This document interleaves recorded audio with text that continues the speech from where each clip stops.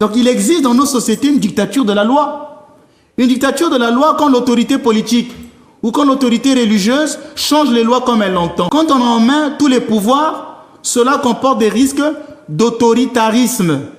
Et Saint Benoît, dans sa règle, il avait vu tout cela.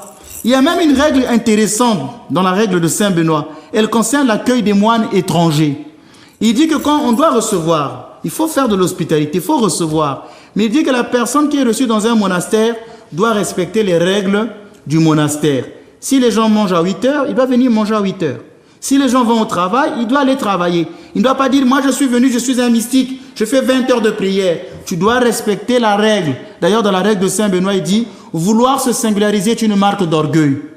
Vouloir se singulariser est une marque d'orgueil. Mais ce principe peut être appliqué pour nous, les étrangers qui vivent dans des pays comme la France.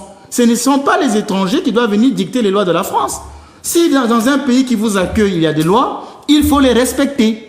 Et Saint Benoît avait compris ça. Quand tu es étranger, que tu es reçu quelque part, tu dois respecter les règles du lieu qui t'a reçu. Et ça, c'est la règle de Saint Benoît. Tout ça, c'est dans la règle de Saint Benoît. Tout à fait. Et lorsqu'on respecte ces lois-là, il y a moins de problèmes. Il y a moins de problèmes, M. Granier, c'est ça.